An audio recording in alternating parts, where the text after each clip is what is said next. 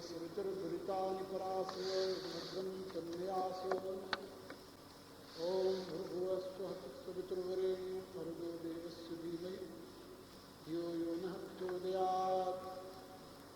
ॐ शान्तिः शान्तिः शान्तिः। ॐ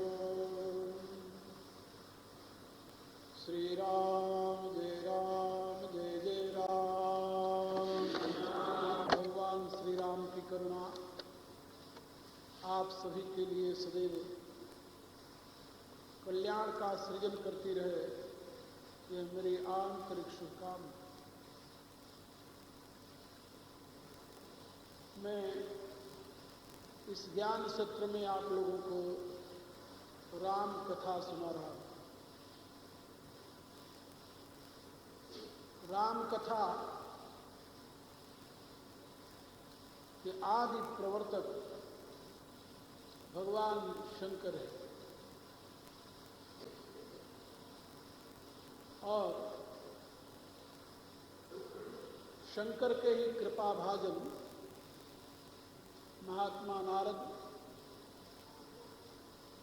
नारद के ही प्रेरणा से आगे महर्षि वाल्मीकि ने राम कथा की रचना की महाकाव्य के रूप में।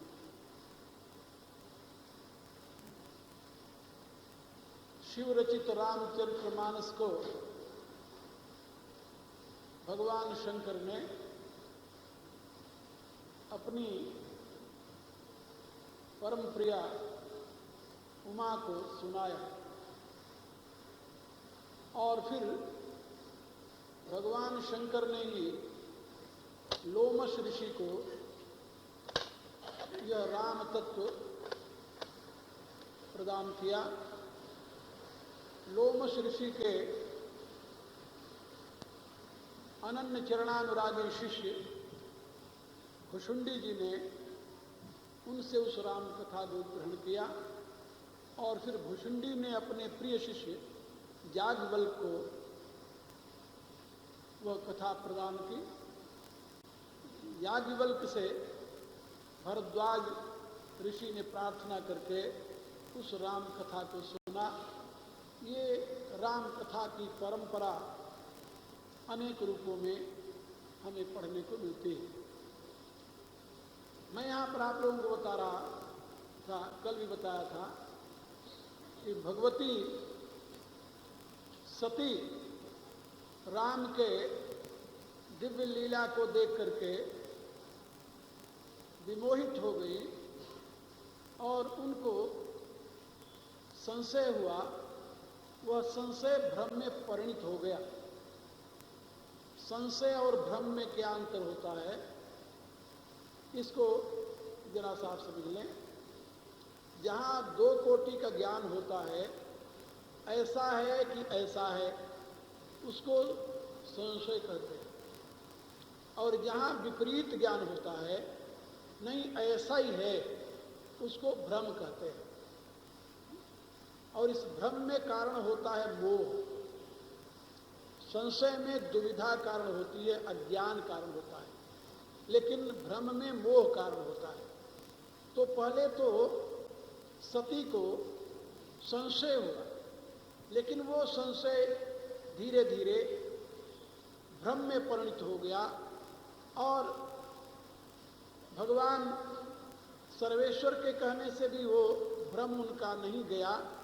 परिणाम में सती का विनाश हुआ और जब सती दूसरे जन्म में पार्वती के रूप में पुनः तपस्या करके भगवान शंकर को प्राप्त करती हैं, तो उनके हृदय में वो जिज्ञासा प्रबल हो जाती है कि जिस राम में संदेह करने से मेरा पतन हुआ था, वो राम तत्व को मैं अपने प्राणेश से समझ लूं।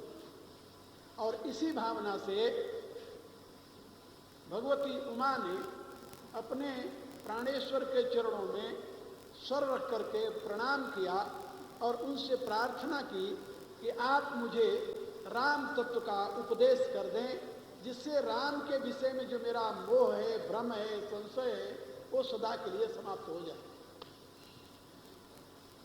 राम के विषय में भ्रम हुआ था राम के चरित्र को देख करके, और उस भ्रम का निवारण होगा राम चरित्र को सुन करके। इसलिए हमारे यहाँ सनातन धर्म में श्रुति को परम प्रमाण माना है, दृष्टि को परम प्रमाण नहीं माना। एक बहुत बड़ी बात है दुनिया की। सनातन धर्म में परम प्रमाण श्रुति है, दृष्टि नहीं। इसलिए प्रमाणम परमम श्रुति, ऐसा मनु की घोषणा है। और हमारे यहाँ हर एक बात के निर्णय के लिए श्रुति को ही परम प्रमाण रूप में स्वीकार किया जाता है। श्रुति की मोहर लग गई है, श्रुति ये कहती है तो परम प्रमाण है। मनुष्य का देखा हुआ भी अधूरा हो सकता है, देखा हुआ ज्ञान अधूरा हो सकता है, क्योंकि मनुष्य की आंखों की क्षमता एक सीमा तक ही सत्य को जान पाती है, देख पाती है। लेकिन श्रुति जो है वो परम प्रमाण है। श्रुति आंखों पर अवलंबित नहीं है, श्रुति बुद्धि दृष्टि पर अवलंबित है, आत्म दृष्टि पर अवलंबित है, अंतर के ज्ञान पर अवलंबित है। समाधि की उच्चतम अवस्था में पहुंचा हुआ योगी जिस परम तत्व का अंतर चक्षु से अनुभव करता है वह श्रुति रूप में अभिव्यक्त होती है। इसलिए उस श्रुति को परम प्रमाण मानते हैं। इस दृष्टि से देखे हुए तत्व को परम प्रमाण नहीं माना जाता, शास्त्र का यही सिद्धांत है। तो भगवती स्वयं कहती हैं कि मैं बन दीख राम प्रभुताई, अति भय विकल न तुम ही सुनाई। हे प्राणेश्वर, मैंने वन में राम की प्रभुता को देखा था, लेकिन भय से अत्यंत व्याकुल होने के नाते तो मैंने आपसे कहा नहीं, और न कहने का परिणाम जो मुझे मिलना चाहिए था मिला। सो फल भली भांति में पावा, उसका फल हमें मिल गया। लेकिन इस समय अब जो मैं राम के विषय में जिज्ञासा प्रकट कर रही हूं वो जानने की दृष्टि से, परीक्षा की दृष्टि से नहीं। इसलिए यद्यपि प्रभु मोहि बहुभांति प्रबोधा, सो मन समझी करिय जन क्रोधा, तब कर अस विमोह अब नाही, राम कथा पर रुचि मन माही। का पहले आपने मुझे बहुत उपदेश दिया था, राम तत्व को समझाने की बड़ी कोशिश की, लेकिन मेरे हृदय में बैठी नहीं बात, क्योंकि मैं उस समय विमोहित थी। लेकिन तब कर अस विमोह अब नहीं, जैसा तब विमोह था मुझे, अब ऐसा विमोह नहीं है।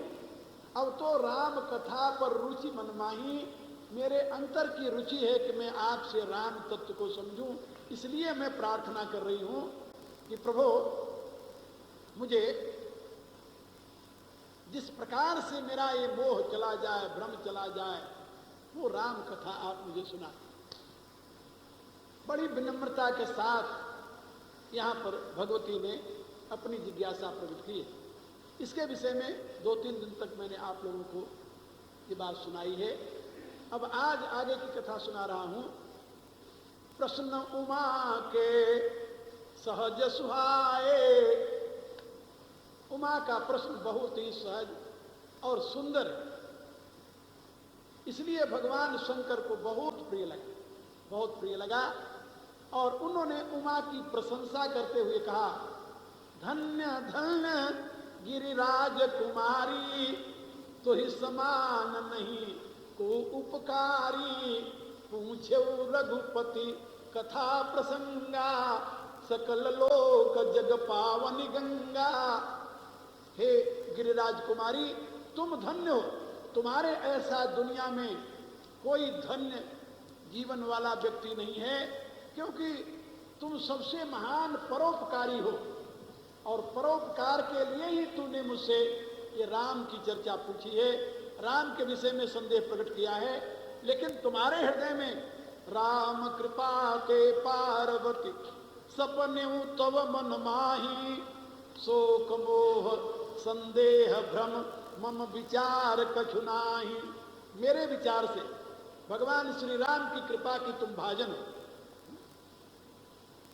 इसलिए तुम्हारे हृदय में राम कृपा से शोक मोह संदेह भ्रम ये आ ही नहीं सकते। तुम्हारे हृदय में इनका स्थान ही नहीं हो सकता। ये तो तुम कीन्यो प्रश्न जगत हित लागी, जगत के कल्याण के लिए तूने ये प्रश्न किया है मेरे से। बहुत अच्छा प्रश्न किया है। ऐसा कहते हुए भगवान शंकर ने भगवती की प्रशंसा की। लेकिन इस प्रशंसा के साथ भगवान कुछ और भी कहते हैं, वो भी सुनिए। भगवान क्या कहते हैं? कहा, भगवती तुम्हारा प्रश्न तो बहुत उत्तम है, बहुत उत्तम, मुझे बहुत प्रिय लगा है तुम्हारा ये प्रश्न। लेकिन कहा, प्रभु लेकिन क्या है? लेकिन से ही तो भगवती डरती है, कहीं लेकिन में कुछ ऐसा अप्रिय ना लग जाए जिसका परिणाम पुनः भोगना पड़े। तो भगवती हाथ जोड़ती है, प्रभु लेकिन क्या है? कहा, लेकिन ये है कि जो तुम कहा राम को आना, यही श्रुति गाव घर मुनि ध्याना। राम के विषय में जिज्ञासा प्रकट करना ये बहुत उत्तम है, और राम तत्व को जानना भी परम आवश्यक है जीव के कल्याण के लिए। इससे उत्तम और कोई साधन नहीं है।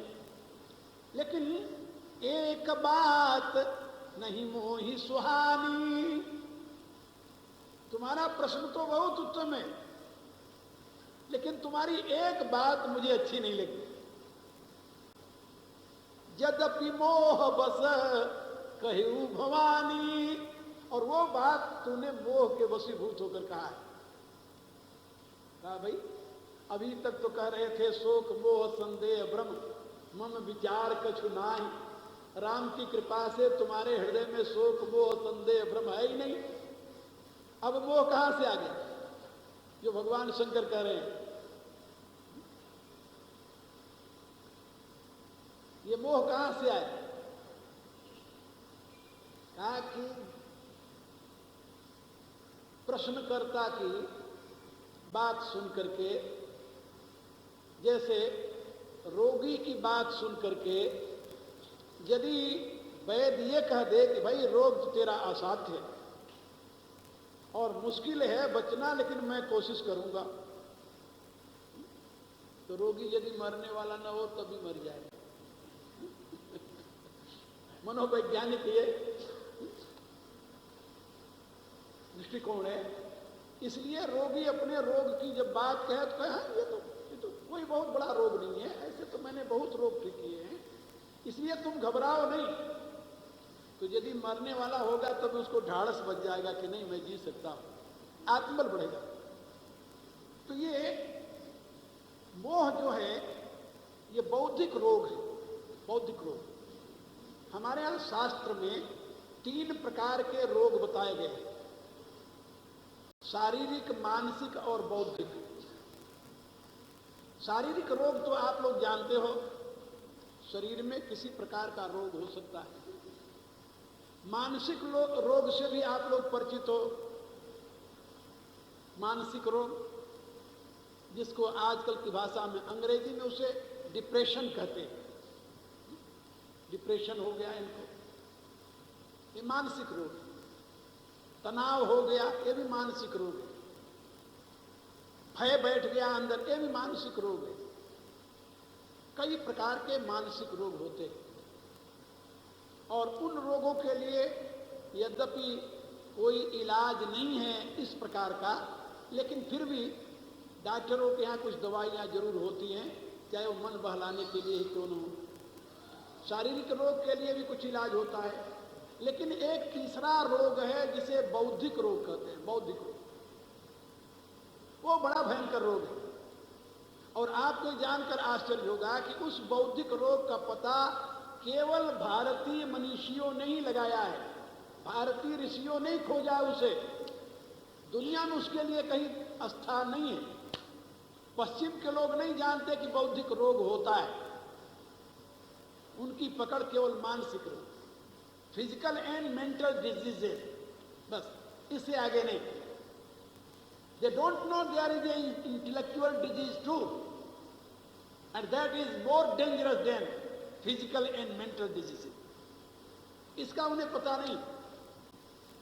हमारे ऋषियों ने उस बौद्धिक रोग का अनुसंधान किया और पता लगाया और कहा कि यह बौद्धिक रोग इतना खतरनाक है, यह जिसको हो जाए तो असाध्य हो जाता है, उसके लिए कोई होप जिसे कहते हैं नहीं रहता। लेकिन इतना जरूर है कि जहां पर शारीरिक रोग एक व्यक्ति के जीवन को लेता है, यदि उसमें ऐसे कीटाणु हैं तो दूसरे को भी हानि पहुंचा देते हैं।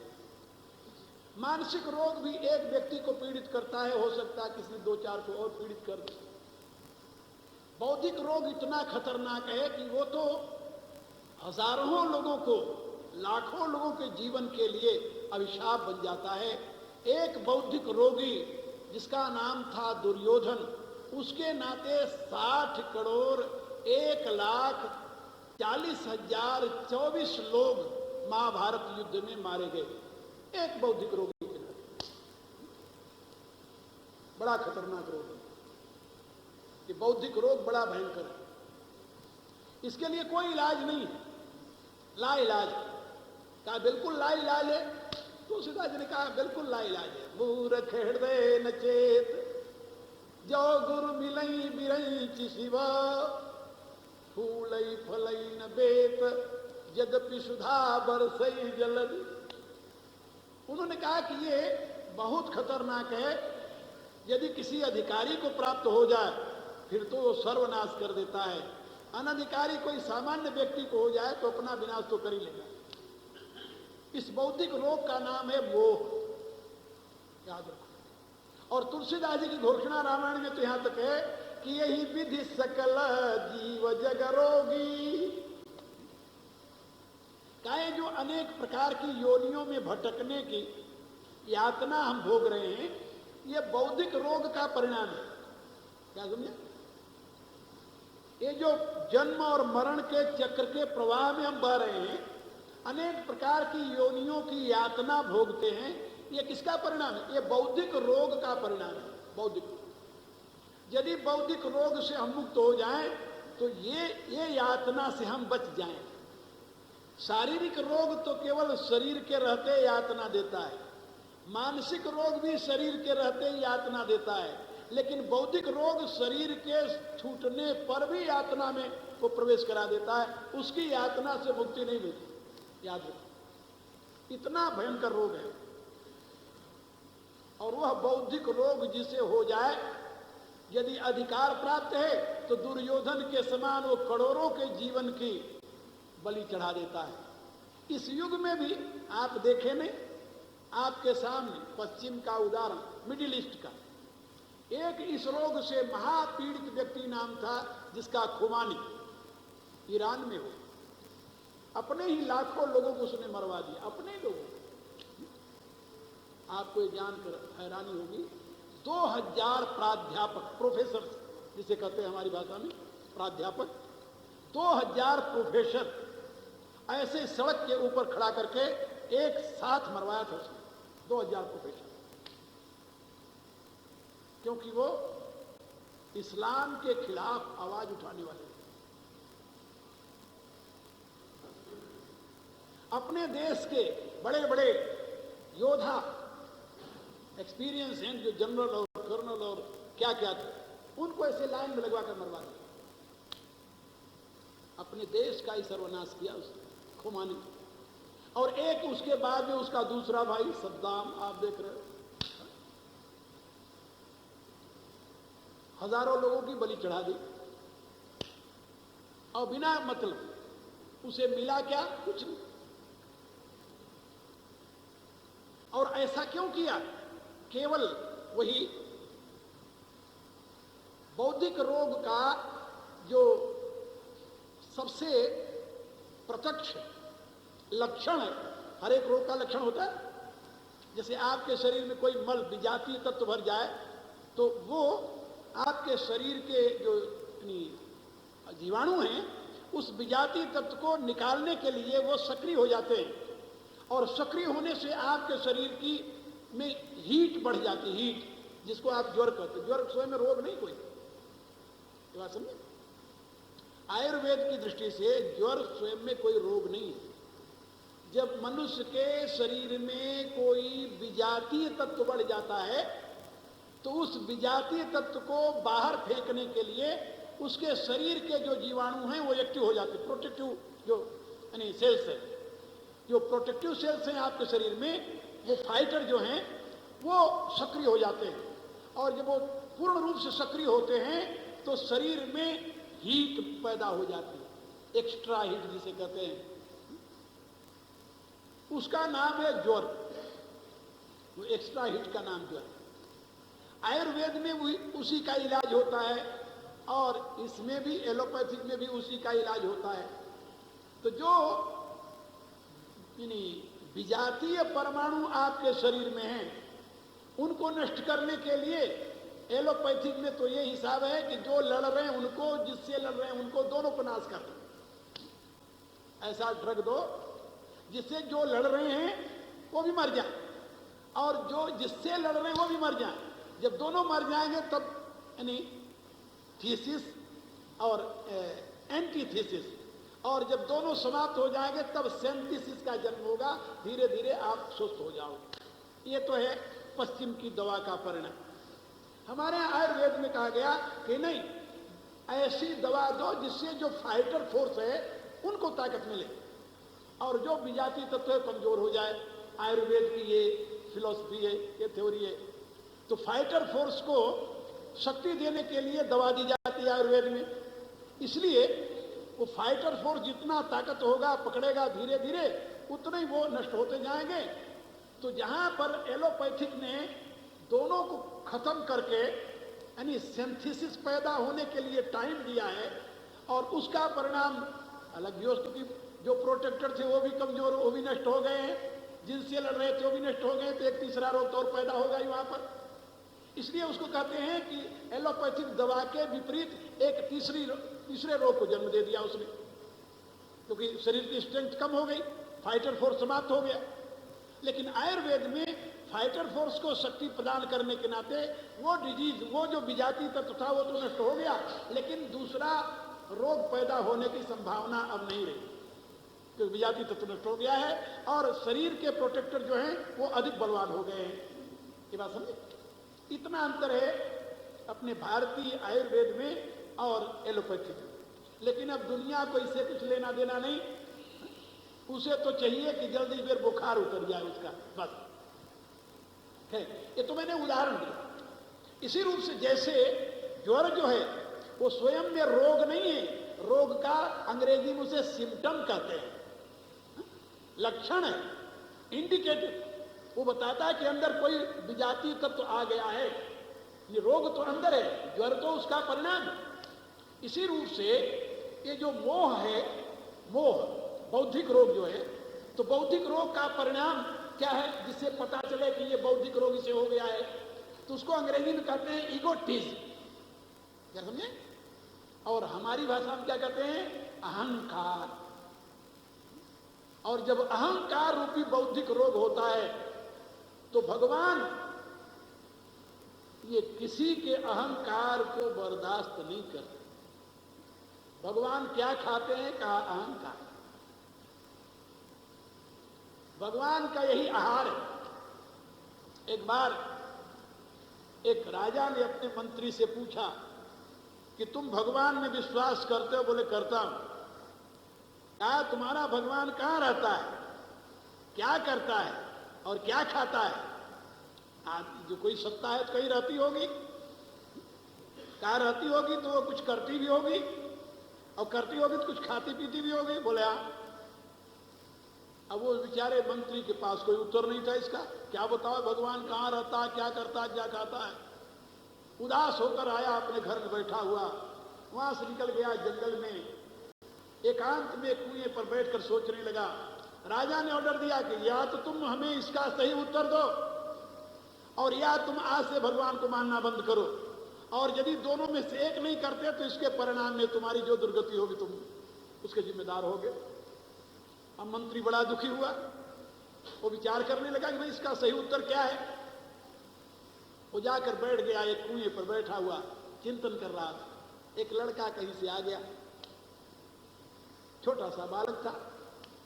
बालक ने देखा कि ये व्यक्ति बड़ा चिंतित है, पूछा क्यों साहब आप चिंतित क्यों दिखाई दे रहे?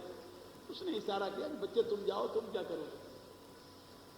बच्चे ने कहा कि भाई आपकी चिंता में कोई दूर करने में यानी सहयोगी बन सकूं, मददगार बन सकूं, तो आप मुझे बताओ। व्यक्ति ने कहा भाई तुम बच्चे मेरी चिंता क्या दूर करोगे, तो बहुत बड़ी चिंता है। क्या चिंता है, मैं सुनूं तो। कहा तुम मेरी चिंता कैसे दूर कर सकते हो? कहा साहब मैं इस जंगल में रहता हूं, यहाँ एक ऋषि रहते हैं, उनके पास मैं रहता हूं। ऋषि बड़े महिमावान हैं, तो यदि आप अपनी चिंता बतावें तो या तो मैं दूर कर दूंगा, नहीं तो मैं उनसे प्रार्थना करूंगा, वो आपकी मदद कर देंगे। मंत्री को कुछ समझ में बात आई। उसने कहा कि तुम मेरी चिंता सुनो, राजा ने मेरे से ये 3 प्रश्न किए हैं, इसका कोई मुझे उत्तर सूझ नहीं रहा है, मैं सोच रहा हूं कि क्या किया जाए, ये मेरी चिंता है, तो तुम कोशिश करो तो शायद तुम्हारे ऋषि की चिंता दूर कर दें। वो कहता है कि बोले यार ये तो छोटे सा प्रश्न है, ये तो मैं ही दूर कर दूंगा, इसके लिए ऋषि के पास जाने की क्या जरूरत है? मेरे गुरुदेव तो बड़े महान हैं, उनके पास तो लोग बड़े बड़े प्रश्न लेकर जाते हैं, ये तो छोटा सा प्रश्न है। कहा तो बेटा बताओ इसका क्या समाधान है? कहा ये प्रश्न आपका है या राजा का? कहा नहीं ये तो राजा का प्रश्न है। कहा फिर मुझे राजा के पास ले चलिए, मैं उसे समाधान कर दूंगा। कहा राजा ने मेरे से पूछा है, आपसे नहीं। उसने कहा मंत्री ने कि राजा ने मेरे से पूछा है, तुमसे नहीं पूछा है। कहा तो आप ये कह दीजिए कि ये तो छोटा सा प्रश्न है, हमारे यहाँ तो बच्चे इस प्रश्न का उत्तर दे देते हैं। जब राजा आपसे पूछे कौन बच्चा उत्तर देगा तो आप मुझे आगे कर देना। बड़ी अच्छी बात। उस बालक को लेकर के देखा, उसकी प्रतिभा को लेकर के मंत्री पहुंच गया। राजा ने प्रश्न किया मंत्री से, क्यों मंत्री मेरे प्रश्नों का उत्तर? कहा साहब आप ऐसा प्रश्न किए, मैं सोचता रहा कि मैं आपको क्या कहूं। ये तो इतना छोटा प्रश्न है कि हमारे यहाँ छोटे छोटे बच्चे इसका उत्तर जानते हैं। छोटे बच्चे उत्तर जानते? बोले हाँ। कहा तो बच्चा है कोई तुम्हारे पास जो इसका उत्तर दे दे? बोले हाँ एक बालक है, ये लो बता देगा। बालक आगे आया, राजा ने उससे वही प्रश्न किया कि क्यों बालक तुम मेरे प्रश्नों का उत्तर देगा? कहा उत्तर देने योग्य प्रश्न होगा जरूर दूंगा। कहा तुम जानते हो मेरा प्रश्न क्या है? कहा कहिए तो मैं पता जानूंगा, कैसे जानू, क्या प्रश्न है? कहा तुम भगवान को मानते हो? बोले हाँ। कहा भगवान कहाँ रहता है? कहा देखिए मैं हूं बालक, और शास्त्र का ये विधान है कि जो जिस प्रकार का हो पहले उसका स्वागत कीजिए, उसको कुछ खिलाइए पिलाइए, उसको संतुष्ट करके फिर उससे प्रश्न किया जाता है। हम आकर खड़े हुए आप लठ मार रहे हैं या प्रश्न कर रहे हैं? राजा संकोचित हो गया, पूछने लगा अच्छा तुम्हें क्या खाना है? कहा हम बच्चे हैं, दूध पीते हैं। राजा ने तुरंत ऑर्डर दिया, दूध आ गया। अब बालक कटोरे में दूध लेकर देखने लगा, अंगुली घुमाता रहा बहुत देर तक ऐसे ऐसे। राजा ने पूछा क्या कर रहा है? अरे भाई, कहा कि राजन मैंने सुना है कि दूध में मक्खन होता है, तो मैं अंगुली घुमाकर देख रहा हूं किसमें कहां है। राजा हंसने लगा, अरे बालक जब तुम्हें इतना बोध नहीं है तुम मेरे प्रश्न का उत्तर क्या देगा? कहा क्यों हुजूर क्या बात हो गई? अरे कहा तुम्हें यह पता नहीं है कि दूध में मक्खन होता है लेकिन अंगुली घुमाने से नहीं निकलता। कहा फिर कैसे निकलता है? कहा इसको गर्म किया जाता है, जमाया जाता है, मथा जाता है, तब मक्खन निकलता है। कहा साहब ऐसे ही जैसे दूध में मक्खन है लेकिन अंगुली घुमाने से नहीं निकलता, ऐसे इस दुनिया में हमारा भगवान है लेकिन जिह्वा घुमाने से नहीं निकलता। वो भी उसके लिए पहले गर्म किया जाता, तपस्या की जाती है, तपस्या करके फिर इसको जमाया जाता है, ध्यान लगाया जाता है, और जैसे जमाने के बाद मथा जाता है फिर चिंतन किया जाता है, और चिंतन करने के बाद जैसे मथने के बाद मक्खन निकलता है, ऐसे चिंतन के बाद परमात्मा का साक्षात्कार होता है। उत्तर सुनकर के राजा घबरा गया, तो बड़ा विलक्षण बालक है। मौन हो गया राजा। बच्चे ने पूछा, उत्तर मिल गया? कहा मिल गया। कहा फिर? कहा मेरा दूसरा प्रश्न है। कहा दूसरा प्रश्न क्या है? कहा भगवान क्या करता है? कहा पहला प्रश्न का उत्तर दे करके तो मैं प्रमाणित कर दिया कि आपको मैं उत्तर दे सकता हूं। बोले हाँ। कहा तो ये दूसरा प्रश्न आप गुरु बनकर पूछ रहे हो या शिष्य बनकर के? भक्ति सूत्र में लिखा है, ईश्वरस्यापि विमान द्वेषित्वात् दैन्यं प्रियत्वात्। परमात्मा को भी अहंकारी से द्वेष है और दीनता से प्यार है। जो विनम्र होकर के भगवान के शरण में जाते हैं उनको प्यार करता है। जो अहंकारी होते हैं भगवान उनको कभी बर्दाश्त नहीं करता। हर एक का अहंकार खत्म करना, खा जाना, ये परमात्मा का आहार है। अपने यहां तो बोलचाल में प्रचलित हो गया है कि अभिमान नहीं करना भैया, अभिमान तो परमात्मा का आहार है। तो इस कथा से आप लोग समझ गए होंगे कि परमात्मा किसी के अहंकार को बर्दाश्त नहीं करता। और अहंकार जो है स्वयं में रोग नहीं है। अहंकार तो बौद्धिक रोग का सिम्टम है। सिम्टम जिसको बौद्धिक रोग होता है उसको ऐसा अनुभव होने लगता है कि दुनिया में 1.5 अकल है, एक मेरे को मिली है, आधी सब में बटी हुई है।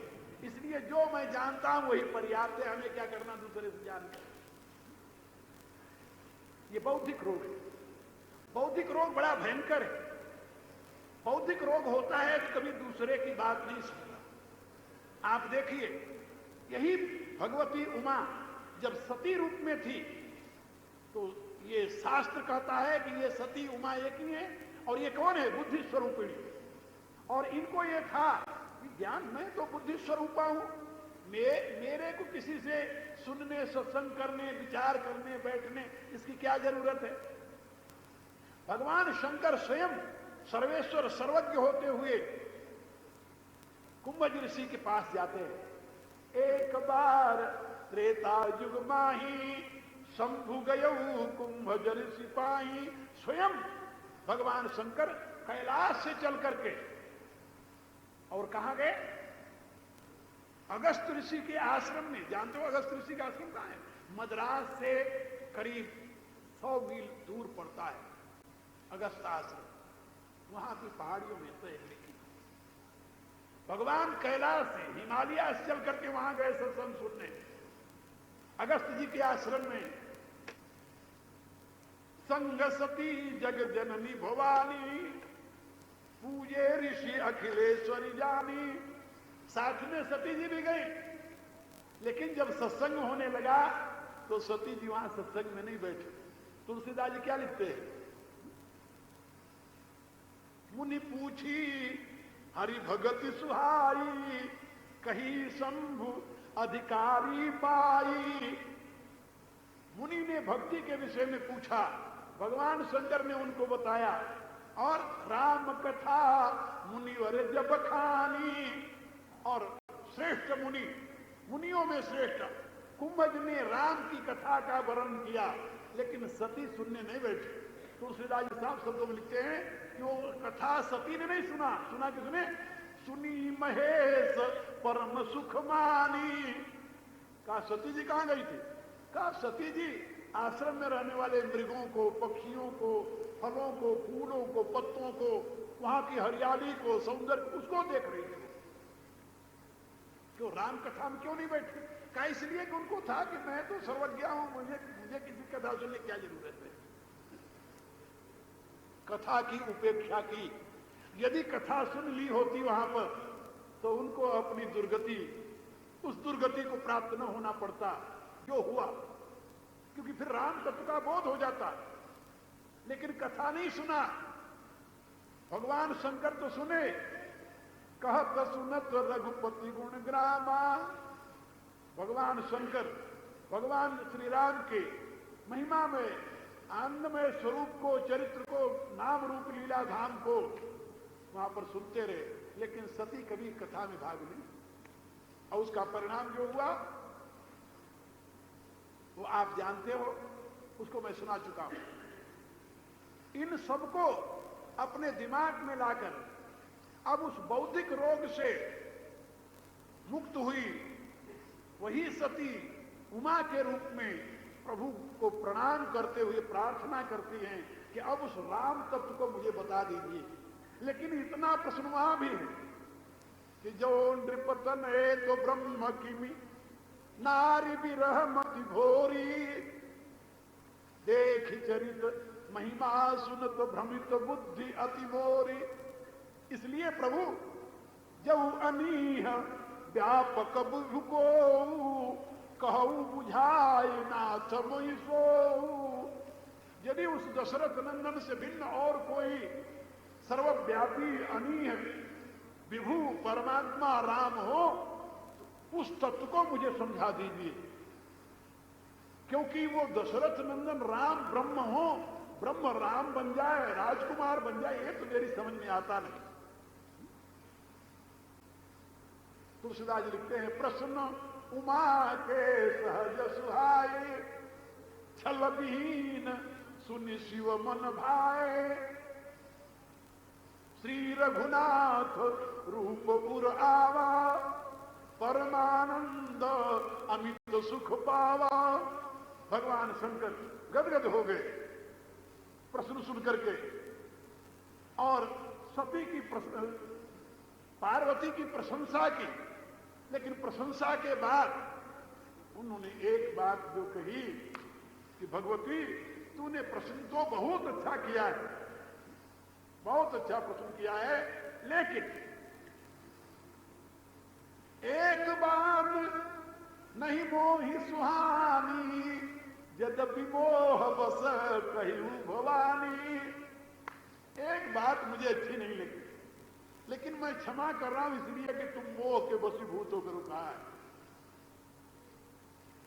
पार्वती ने पहले स्वीकार किया था कि महाराज विमोह नहीं है, मोह तो है। तब कर अस विमोह मोहि नाही। विमोह नहीं है, विमोह माने विशेष मोह, लेकिन मोह तो है। यही विधि बिटई मोर अज्ञाना, जैसे मेरा अज्ञान में मोह मिट जाए वही आप मुझे बताइए। और जो भगवान शंकर ने उनकी स्तुति में कहा कि राम कृपा ते पार्वती सपने तो मन माय, शोक मोह संदेह ब्रह्म विचार कठिनाई। वो तो श्रोता की प्रशंसा करके ही वक्ता उसको कुछ समझाएगा, नहीं तो पहले ही कह दे कि तुम्हारा रोग लाइलाज है, फिर तो पहले ही मर जाएगा। इसलिए भगवान ने कहा कि नहीं नहीं, तुम्हें कोई मोह नहीं है। हाँ, बात ये तूने जो कही है ये मोह बस होकर कहा है, लेकिन वैसे तुम्हारे कोई जड़ पकड़ा हुआ रोग नहीं है जो असाध्य हो, ऐसा नहीं है। इसलिए भगवान शंकर करें, तुम जो कहा राम को आना, यही श्रुति गाव धरई मुनि ध्याना। जो भगवती तूने ये कहा कि शायद दशरथ नंदन राम से भिन्न यदि कोई अनीय व्यापक सर्वज्ञ राम हो तो उनको भी हमें समझाइए। ये जो तूने कहा है, तुम जो कहा राम को आना, यही मुनि ध्याव यही श्रुति गाव धरई मुनि ध्याना। कहीं सुनई अस अधम नर। भगवान बर्दाश्त नहीं कर सके, बर्दाश्त नहीं कर सके। उन्होंने पार्वती को तो नहीं कहा, लेकिन कहा कि जैसा तूने प्रश्न किया है ऐसा प्रश्न तो अधम आदमी करता है, नीच आदमी। तुम नीच नहीं हो, तुम अधम नहीं हो।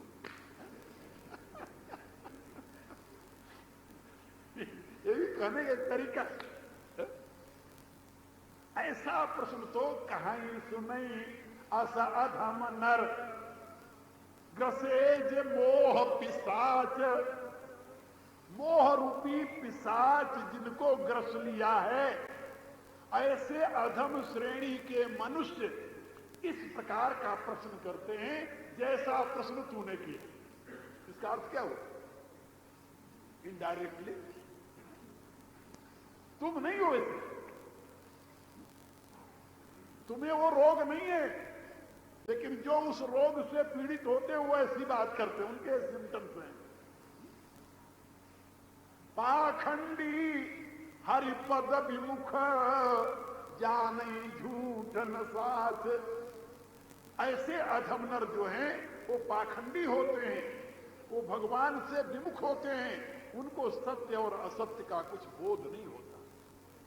इससे आप लोग समझ लेना कि जो ऐसी भ्रांति उत्पन्न करता हो कि ये दशरथ नंदन राम ब्रह्म नहीं, या ब्रह्म दशरथ नंदन तो हो ही नहीं सकता, वो तो राम कोई अवर है और ये राम कोई अवर है, ऐसी बात जो कहता हो समझ लेना कि वो पाखंडी है।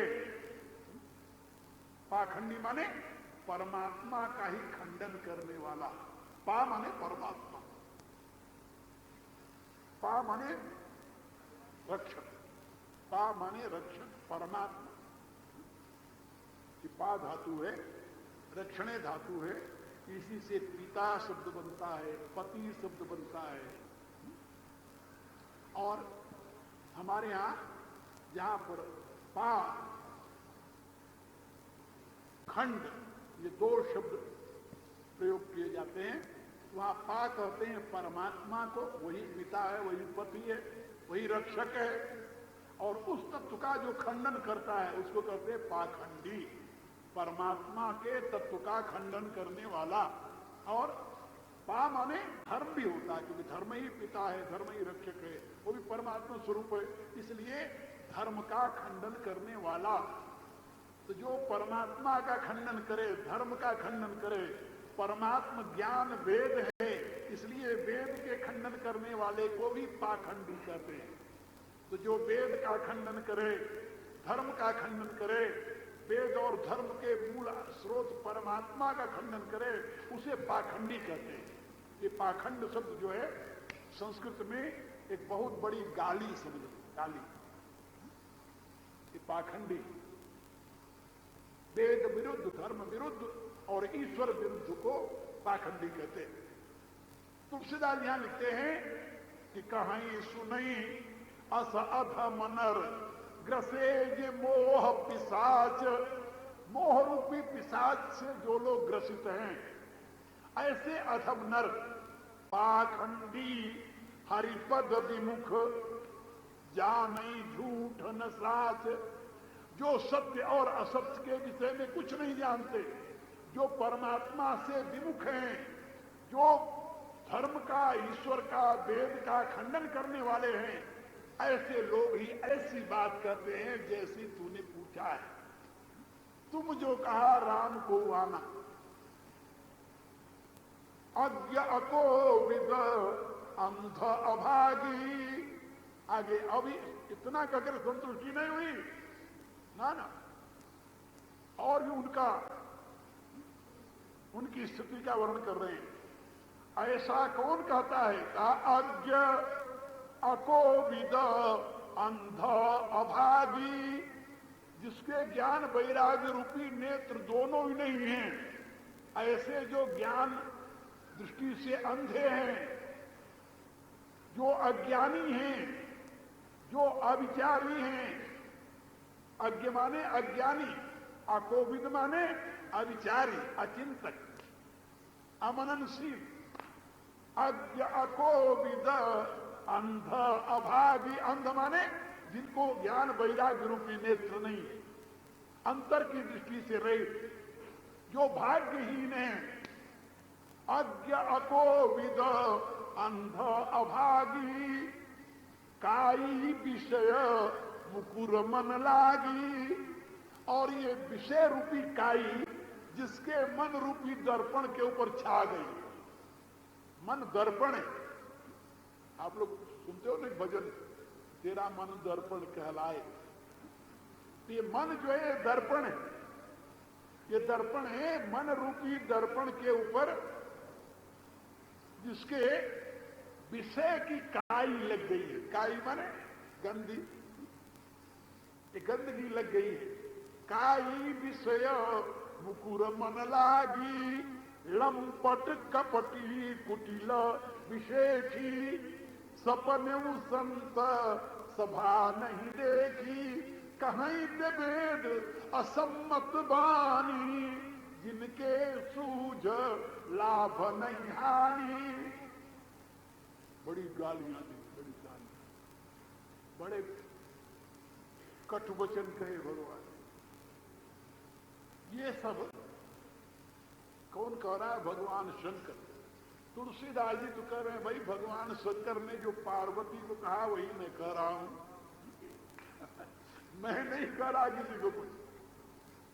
ये भगवान शंकर ने पार्वती से कहा वही मैं आगे लिख रहा हूं। पार्वती से भगवान कहते हैं कि जो ये मानता है कि दशरथ नंदन राम साकार ब्रह्म अलग है, साकार राम अलग है, निराकार राम अलग है, वो अधम आदमी है, वो पाखंडी है, वो ईश्वर तत्व को नहीं जानता, वो सत्य को नहीं जानता, वो अज्ञानी है, वह बुद्धिहीन है, वो ज्ञान दृष्टि से रहित है, अज्ञ अकोविद अंध अभागी, काई विषय मुकुर मन लागी, लंपट कपटी। वो लंपट है, लंपट। लंपट तो बहुत बड़ी गाली है भाई। लंपट माने चरित्रहीन। लंपट शब्द का अर्थ होता है चरित्रहीन। भगवान कहते हैं वो लंपट है, चरित्रहीन है। क्योंकि जो धर्म में आस्था नहीं रखेगा, जो ईश्वर में आस्था नहीं रखेगा, आप जरा सोचिए वो क्या होगा। आजकल ये जो देश में हो रहा है, जो कुछ आप लोग जानते हो, और उस वर्ग में जाइए तो चरित्र नाम का कोई प्रश्न ही नहीं पैदा हो। और जिस वर्ग ने ये सारा देश को नरक बना रखा है, उनको आप क्या कहें?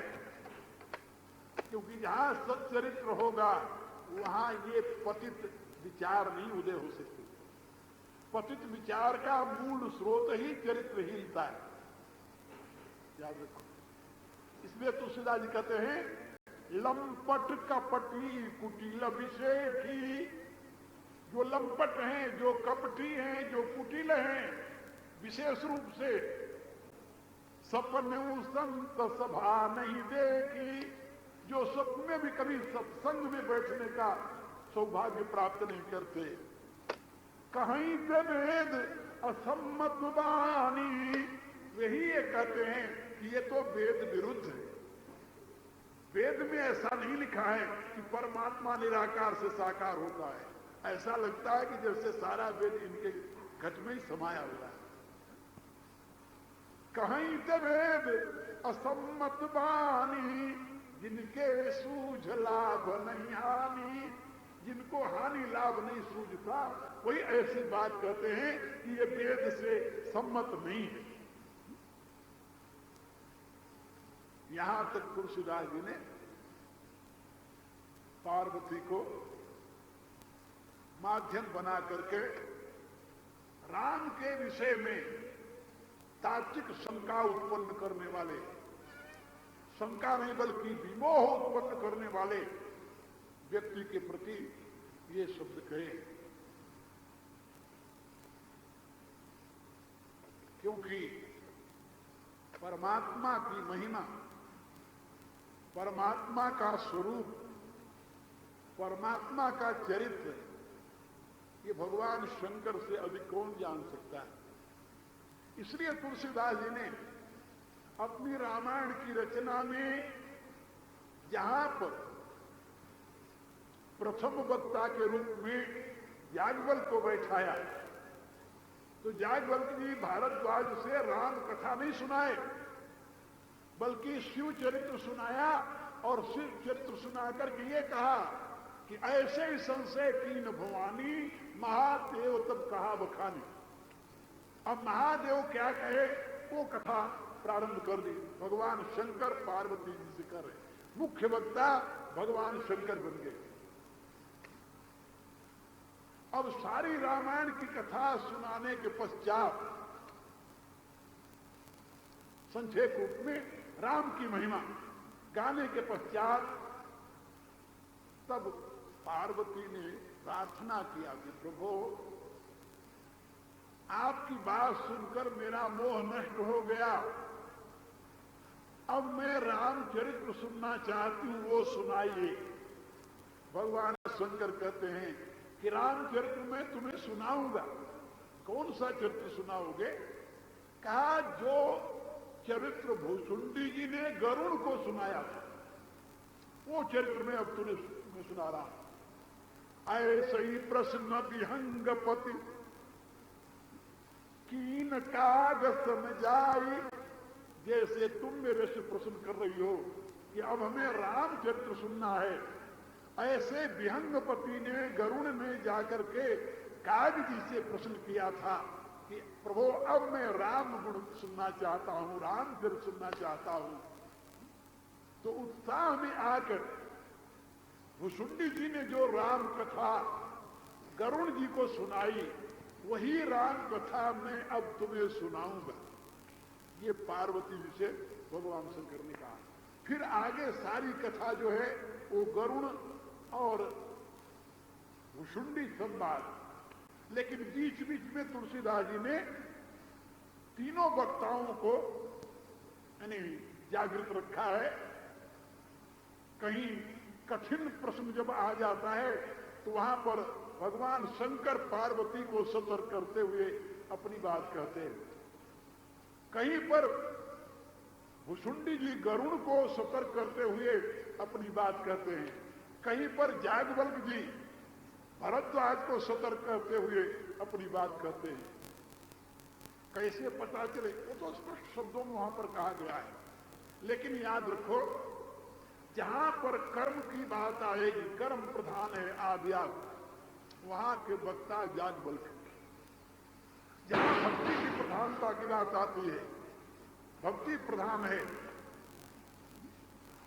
वहां के वक्ता भुसुंडी जी हैं। और जहां ज्ञान प्रधान बात आती है, वहां के वक्ता भगवान शंकर होते हैं। जैसे भगवान शंकर समझाते हुए पार्वती को कथा के प्रसंग में आगे कहते हैं, उमा कहूं मैं अनुभव अपना, सतहरि भजना जगत सब सपना। ये कौन कहता है? भगवान शंकर। ये जगत सपना है, केवल भगवान का भजन ही सत्य है। लेकिन भुसुंडी जी क्या कहते हैं? निज अनुभव अब कहूं खगेसा, बिनु हरि भगती न जाहि कलेसा। ये कौन कहता है? भुसुंडी जी कहते हैं। लेकिन जब याज्ञवल्क्य जी को बोलने की बारी आती तो क्या कहते हैं? याज्ञवल्क्य जी कहते हैं कर्म प्रधान विश्व करी राखा, जो जस करई सो तस फल चाखा। ये याज्ञवल्क्य जी कहते हैं। कारण क्या? इसलिए कि मनुष्य के जीवन का 3 स्तर है। 3 स्तर। जहां आप व्यवहार जगत में रहते हैं, वहां तो कर्म ही प्रधान है। जैसा करोगे वैसा पाओगे। जब आप व्यवहारिक जगत से ऊपर उठ करके भगवान की तरफ लगते हो, तब वहां भक्ति प्रधान हो जाती है। फिर भगवान की कृपा के आप भाजन बन जाते हैं। फिर आपने जो अब तक किया था सब नष्ट हो जाता है और केवल भगवान की भक्ति के प्रताप से आप भगवत स्वरूप को जान जाते हैं। और जब भगवत स्वरूप को जान जाते हैं, तब सत हरि भजन जगत सब सपना, दिव्य ज्ञान का जब उदय होता है, तब आपको ये बोध हो जाता है कि सही में एक परमात्मा ही सत्य है, बाकी तो सब क्रीड़ा मात्र है। ये 3 अवस्थाएं हैं और इन तीनों अवस्थाओं को आप एक दूसरे से अलग नहीं कर सकते। आप या हर एक व्यक्ति नित्य प्रति इन तीनों अवस्थाओं से गुजरता है। तीनों अवस्थाओं से आपको जगत की यथार्थता का बोध होता है, रोज होता है। जब आप घोर निद्रा में चले जाते हो, घोर निद्रा में, तभी आपको शांति मिलती है ना। घोर निद्रा न आवे तो थोड़े दिन बाद आप पागल हो जाएंगे। डीप स्लीप यदि न हो, थोड़े दिन बाद पागल हो जाएंगे आप। और नींद नहीं आती तो डॉक्टर कहते हैं स्वास्थ्य तो तुम्हारा ठीक है, लेकिन ये तो मेंटल डिजीज है, there must be some mental cause. परिणाम क्या होता है? घोर निद्रा में जाने पर ही आपको शांति और शरीर में पुनः कर्म करने की शक्ति, ये दोनों प्राप्त होती है। शक्ति और शांति और शरीर की स्थिरता, आरोग्यता, अनेक प्रकार के ये जो लाभ हैं, ये कहां मिलते हैं? घोर निद्रा में जाने पर। अच्छा, घोर निद्रा में संसार रहता है क्या? क्या रहा है? घोर निद्रा में जब आप चले जाते हैं तो आपका अहम रहता है? नहीं रहता। ये संसार रहता है, दुनिया, दौलत, माल, खजाना, ये सब रहती है, बीवी बच्चे सब रहते हैं? नहीं रहते। कितनी देर तक नहीं रहते पता ही नहीं रहता। अपने ही नहीं रहते तो दूसरे की बात छोड़िए। मैं ही नहीं मेरा कहां? जब मैं ही लोप हो जाता है तो मेरा कहां रहेगा? और जब मैं नहीं रहता, मेरा नहीं रहता, तभी आपको शांति मिलती है, तभी आपको शक्ति मिलती है, तभी आपको स्थिरता मिलती है। ये है ज्ञान की दृष्टि। यदि आप ये सोच लें कि जब मैं और मेरा नहीं रहता, तभी शांति, शक्ति, स्थिरता प्राप्त होती है, तो आपको ज्ञान की दृष्टि मिल जाएगी। और आप कोशिश करेंगे कि जागृत अवस्था में भी मैं और मेरे से दूर ही रहो। शांति यदि चाहिए तो मैं मेरे से दूर रहो। ये तो है आपका ज्ञान, ज्ञान की अवस्था आपकी। इस अवस्था में जाकर के भगवान शंकर आपको समझा रहे हैं कि सत्य हरि भजन जगत सब सपना।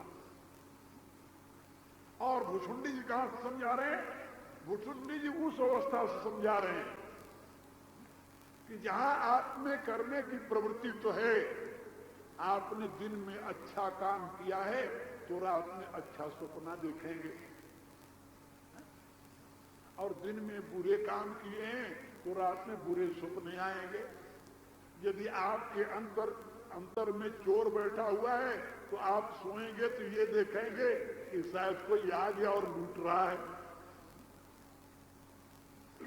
हमेशा दिन का जो चिंतन है वही सपने में आपको सताता। यदि अच्छा चिंतन है तो बुरा सपना नहीं आएगा। बुरा सपना यदि तब भी आता है तो कोई बुरे संस्कार का परिणाम होगा, आज का चिंतन नहीं कल का रहा होगा। तो जैसा चिंतन होगा वैसे स्वप्नावस्था में, स्वप्नावस्था के आप स्वामी नहीं है, आप जैसा चाहे वैसा सपना नहीं आ सकता आपको, याद रखें। जैसा संस्कार है वैसा सपना आएगा। इस स्तर से आपको भुसुंडी जी समझा रहे हैं कि ये जो क्लेश है, निज अनुभव अब कहूं खगेसा, बिनु हरि भजन न मिटई कलेसा। ये क्लेश जो है बिना भगवान भजन के नहीं मिटने वाला, ये तो बने रहेगा। इसलिए जागृत अवस्था में भजन करो तो सपना तुम्हें अच्छा आएगा। ये मानसिक स्तर से समझाते हैं।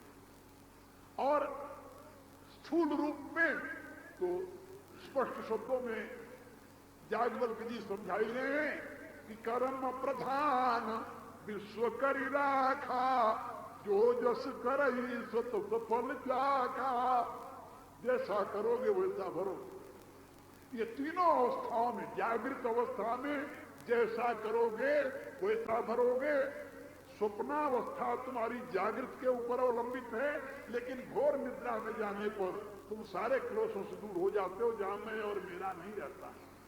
ये उपदेश है तीनों महापुरुषों के द्वारा।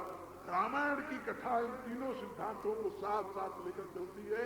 अब आगे भगवान शंकर जी क्या कहेंगे वो तो कल बताएंगे। आज कह रहे हैं कहीं विश्राम कर।